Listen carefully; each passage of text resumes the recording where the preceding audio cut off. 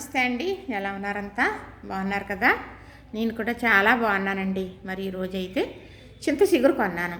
ఈ చింత చిగురు ఎందుకు కొన్నానో, ఎంత కొన్నానో, ఎలా కొన్నానో అన్నీ వివరంగా చెబుతాను. దీనివల్ల ప్రయోజనాలు ఏంటో, మరి ఇది ఇప్పుడు లభిస్తుంది కదా మనకి.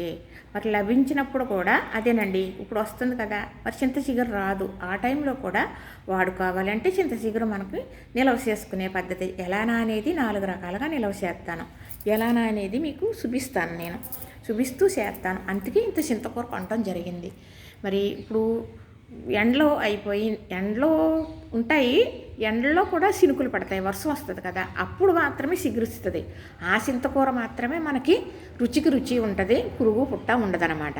మళ్ళీ బాగా అయిపోయిన తర్వాత చింత చిగురు కాలం అయిపోయినా కూడా వర్షం వస్తూ చిగురుతుంది కదా, అది పులపు ఉండదు, పురుగు అనేది వస్తుంది అనమాట. ఇది కూడా మనం గమనించుకోవాలి.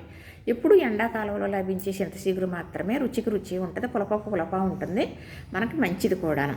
అంటే మనకి ఎండాకాలం వచ్చింది, చింత చిగురు వచ్చి మొదలయ్యింది అనుకోండి, ఎంత రేట్ అయినా కూడా తెచ్చేసుకుని చక్కగా నాన్ వెజ్జా వెజ్జా ఎలాగైతేనో చింత చిగురు అనేది వండేసుకుంటాం కదా. ఏముంది, కొంచెం ఉల్లిపాయలు పచ్చిమిర్చిని కొంచెం వేగిన తర్వాత ఉప్పు కారం పసుపు వేసి కొంచెం ఈ చింత చిగురు మెత్తగా నలిపేసి వేసేసి వండేసుకుంటే అమృతంలాగా అన్నం తినేయచ్చండి. అంత బాగుంటుంది చింతకూర. అంటే చింతకూర లభించిన నాళ్ళు కూడా ఏదో రకంగా వండుకు తింటాం. తర్వాత కూడా వండుకుని తినాలంటే దీన్ని ఏం చేయాలి? అయితే ఇది కేజీన్నర చింత చిగురుది. అంతా లేత ఆకు, ఎవరు తెలిసిన వాళ్ళు తెచ్చింది, ఆవిడ ఎవరు అనేది చెబుతాను. అందుకు ఇలా తనం తెత్తది కాబట్టి తన దగ్గర తీసుకుంటాను. ఆవిడకైతే కొంచెం హెల్త్ పరంగా బాగోక రావట్లేదు, కనపట్టలేదు, ఎలాగా ఎవరికి చెప్పను అనుకుంటున్నాను. ఎతకపోయిన తీగంటండి కాళ్ళకు తగిలిందంట, అలాగా వచ్చింది. అమ్మని పిలుస్తుంది, అబ్బా అని పరిగెట్టుకుని వెళ్ళాను. కుక్క అయితే రానివ్వదు. వెళ్ళి లోపలికి తీసుకొచ్చాను. అమ్మ చింత చిగురు మీరు తీసేసుకుంటారని తెచ్చాను అంది. తనని చింతకూర లక్ష్మి అంటారు. చింతకూర చెట్టెక్కి మరీ కోసేస్తుందండి, తను కోసి పట్టుకొచ్చి అమ్ముతుంది అనమాట. అందుకు చింతకూర లక్ష్మి అంటారు, తన పేరు లక్ష్మి. అయితే కొన్ని రోజులు నాకు ఇంట్లో కొంచెం సర్వెంట్గాను ఉంది. తర్వాత నాకు ఆ వ్యక్తి బాగా తెలుసు, బాగా నచ్చిన మనిషి, నిజాయితీ మనిషి, నిక్కర్షైన మనిషి. 10 రూపాయలు పట్టుకెళ్తే పట్టుకొచ్చి ఇచ్చే వరకు నిద్రపోన మనిషి, అంత గొప్ప వ్యక్తి. అలాగా అదే అంటాను.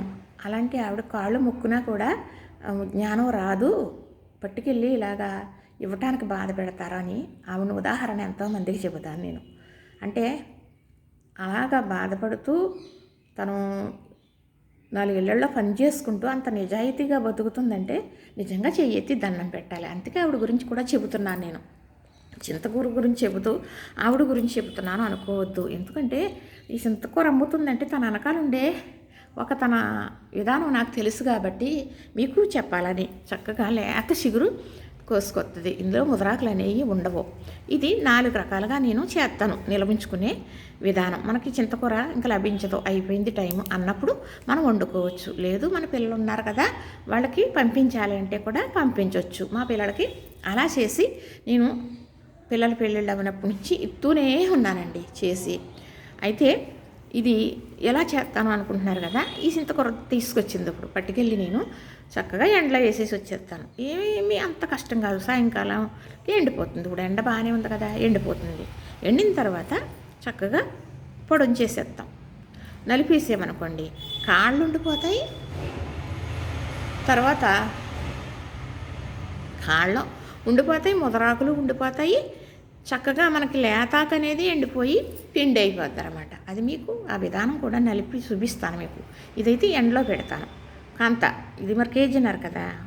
అయితే మళ్ళీ కొంచెం ఏం చేస్తాను అనుకుంటున్నారు, శుభ్రంగా ఇందులో కాళ్ళు ఏమన్నా ఉన్నాయేమో అక్కడక్కడ చూసేసి వేరేసి చక్కగా ఇంత అదే చింతకూరకు సరిపడగా ఉప్పేసి రోట్లో కుమ్మేసి అదేమోని బిళ్ళలుగా చేసి మనం ఎండలో పెట్టామనుకోండి. ఇప్పుడు ఇంత చింతకూర వండుకుంటాం కదా, అంత చింతకూర మనం ఉప్పు వేసుకుంటే ఇంత ముద్ద అవుతుంది. ఆ ముద్ద బిళ్ళ చేసేసుకోవాలి. ఆ ఒక బిళ్ళ వేసుకుంటే కూర అయిపోతుంది అనమాట. అలాగా బిళ్ళలు చేసి ఎండలో పెడతాను. అర్థమైంది కదా. చింత చిగురు చక్కగా మనం కూరకు సరిపడా చింత చిగురు, ఇంత చిగురు అనుకోండి, ఇందులో ఇది కూర అవుతుంది కదా, ఇందులో సరిపడి ఉప్పేసి రోట్లో కుమ్మేసి ముద్దలాగా వస్తుంది. ఆ ముద్ద బిళ్ళలు చేసి పెడతాం. లేదు అంత కాదండి, చిన్నయే గమ్ము నిండిపోవాలనుకుంటే చిన్న చిన్నవి చేసుకున్నాం అనుకో, 2 బిళ్ళలు వేసుకుంటే కూర అయిపోతుందని ఒక లెక్క మనకు ఉజ్జాయింపు తెలుస్తుంది అనమాట. అలాగా బిళ్ళలు చేసి పెడతాను. అది ఆ బిళ్ళ విడగొట్టి కూర వండుకున్నప్పుడు ఎలా ఉంటుందంటే, మనకి ఇప్పుడు తాజాగా ఉన్న కూర ఎలా వండుకుంటామో అలాగే ఉంటుందండి. కలర్ అలా వచ్చేస్తుంది, రుచి కూడా అలానే వచ్చేస్తుంది. మరి ఎండబెట్టి పొడిని చేస్తాను అన్నాను కదా, అది ఎండిన స్మెల్ వచ్చి ఆ రుచి ఇంకా బాగుంటుంది. ఇక్కడికి 2 చెప్పేశారు. ఇంకోటి మరి ఇది చింతచిగురు చక్కగా మనకి ఒక ఒక గ్రేవీలాగా గుజ్జిలాగా తయారు చేస్తానన్నమాట. ఉప్పేసి మగ్గించేస్తాను. మగ్గించేసింది చక్కగా మిక్సీ పట్టామనుకోండి, అది ఒక పచ్చడి పేస్ట్ లాగా తయారవుతుంది. అందులో ఉప్పు పులుపే ఉంటుంది. అది కూడా ఒక స్పూన్ వేసుకుంటే పప్పులు అయ్యి మంచి రుచి వస్తుంది అనమాట. అది కూడా అంటే ఎప్పుడు ఈ పులపలో కొంచెం ఉప్పు వేసుకుని ఉంచుకుంటే ఎన్ని రోజులైనా అలానే ఉంటుందండి. అలానే ఉంటుంది, ఏమీ పాడవదు. పులప వస్తువు పాడవదు. మనకి ఫ్రిడ్జ్ అనే సౌకర్యం ఉంది కాబట్టి అందులో కూడా పెట్టుకోవచ్చు. అక్కడికి అలాగా 3 చెప్పాను కదా మీకు. మరి 4వది ఎలా చేస్తానో అనుకుంటున్నారు కదా. 4వది చక్కగా ఇది ఉప్పేసి మనం దేంట్లో అయినా కూడా ఉప్పు వేయాలి. చాలామంది ఉప్పేసి ఇది ఇలా నలుపుతున్నారండి. నలపటం వల్ల పసరు స్మెల్ వస్తుంది, పసరు వాసన వస్తుంది. నలపకూడదు, అది దంచాలి. దంచితే చక్కగా ఎలా అంటే మనకి డొక్క పొట్టు ఉంటుంది కదా, రంపం పొట్టు అలా వస్తుంది.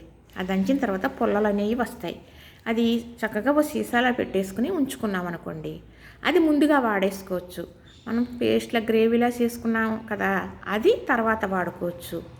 బిళ్ళలు అంటారా, మరి ఎండబెట్టిన పొడవు అంటారా, ఎప్పుడు వాడుకున్నా సరే మళ్ళా సంవత్సరం వచ్చేసింది ఉండిపోయినా ఏమీ అవ్వవు, అలాగా ఉంటాయి. ఈ ముందు వాడేసుకుని అవి తర్వాత వాడుకోవచ్చు. అలా 4 రకాలుగా చేస్తాను. ఎలాగన్నా ఒకటే కానంటే నిల్వ చేసుకోవటం ఇన్ని రకాలు చేసుకోవచ్చు అని మీకు చెప్పటం కోసం చేస్తాను అంటున్నాను. ఒక రకంగా చేసుకుని కూడా ఉంచుకోవచ్చు. నేనైతే ఎప్పుడు ఎక్కువగా ఇది ఎండలో వేసేస్తానండి. ఎండిపోతుంది కదా, తెచ్చేసుకుంటాను. చక్కగా కూర్చొని నలిపేస్తాను. నలిపితే మనకి టీ పొడి ఉంటుంది కదా, టీ పెట్టుకుంటాం టీ పొడి, ఆ టీ పొడి మాదిరి వచ్చేస్తుంది. చక్కగా నేను అది ఉంటుందండి, వడవేసుకునే బుట్ట ఉంటుంది కదా, ఆ బుట్టలో నుంచి ఇలా అనేటప్పటికి ముదరాకులు పుల్లలో ఉండిపోతాయి. అలా పొట్టులా ఉంటుంది. అది ఎంతో వేసుకోకూడదండి, ఎండితే కదా, ఇంత ఎండితే అంత అయింది కదా, ఒక్క 2 స్పూన్లు వేసుకుంటే సరిపోతుంది అనమాట. అలా చేసి మా పిల్లలకి ఇస్తాను. మా కోడలు అయ్యి చాలా సరదా పడతారన్నమాట, ఇంత బాగా ఇలా చేస్తారు మీరు అని. అది ఆ చింతచిగురు పొడుము గురించి ఎంతో ఇదైపోతారండి మా పిల్లలు, ఆడపిల్లలు కానీ కోడలాళ్ళు కానీ. అందులో తక్కువే, కోళ్ళకి పట్టుకెళ్తే మర్చిపోతుంది, ఎప్పుడైనా ఇస్తాను బాబుకి ఇష్టమని.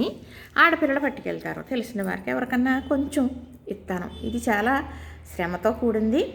మరి కొంచెం ఇచ్చేమంటే 4 కూరలు వండుకోవచ్చు అలాగా. సరే అలా చేస్తాను. చేసిన తర్వాత మళ్ళీ మీకు నేను చూపిస్తాను చేసే విధానం. ప్రతి ఒక్క వీడియో పెడతాను, చూడండి. చూస్తేనే కదా తెలుస్తుంది. అందరి వీడియోలు చూసినట్టు నా వీడియో కూడా చూడండి. చూసి లైక్ చేయండి, షేర్ చేయండి, సబ్స్క్రైబ్ చేయండి. మరి మీ ఆదరాభిమానాలు నా పైన ఉంచుతారని ఆశపడుతూ వీడియోలు చేస్తూనే ఉంటానండి. లైక్ చేయండి, షేర్ చేయండి, సబ్స్క్రైబ్ కూడా చేసేయండి.